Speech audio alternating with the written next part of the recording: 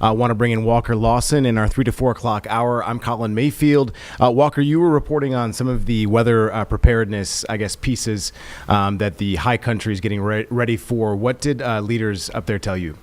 Yeah, well, they're getting ready. That's the first thing. Clearly so ready that I left my jacket on in here. So trying to stay warm from the cold weather, but we were able to go up to Lenore today and speak with Ridge Energy. This is one of these energy companies that will be impacted, of course, with all the people that they serve in the area. So they were kind of talking about how last minute things are being done now, making sure the chainsaws are ready. Obviously, a lot of trees that have fallen over and stuff from Helene.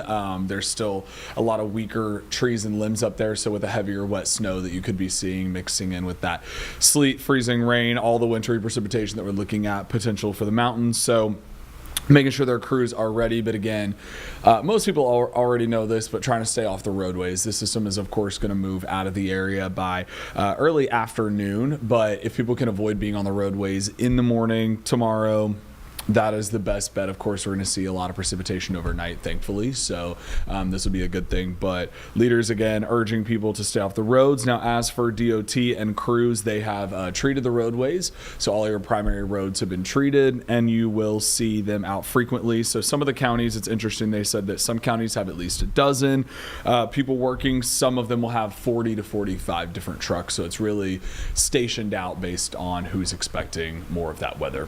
Ridge Energy was one of the companies that had a massive amount of work to do after Helene. Did they say anything about any lingering outages from Helene or anything that they're watching in terms of the infrastructure that they had to replace last year because of the winter weather? They're expecting anything in that realm? Yeah, so he talked about how they really feel prepared for this winter storm because they've done so much work and so much recovery. Okay. They said as of now they feel pretty comfortable with the way things stand, but it was just they are prepared, and they're telling people that because it's been a long last year in this area. Yeah, as far as the roadways there, I mean, they clear them pretty quickly, but a lot of those places in and around the high country were closed.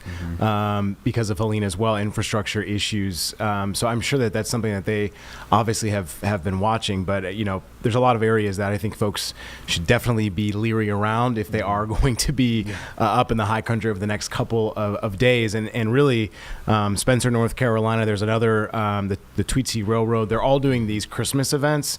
So I do think a lot of people are going to be in and out of the mountains this upcoming weekend as we head towards Christmas. So, just use caution. Obviously, you never want to give yourself as much room and space in front of the car and obviously behind you as well. So appreciate that, Walker. Anything else that came up that maybe you wanted to discuss in terms of preparedness? Yeah, just making sure that if you have to get in the car, make sure your car has the essential items. You have water in there, you have blankets, you have jackets, things of that nature. Making sure everything's fully charged tonight as we head into tomorrow, and then the story will air at 5:15 and 6 tonight, and then I will see you guys in Boone tomorrow morning at 5 a.m. So all right, man, we'll be there.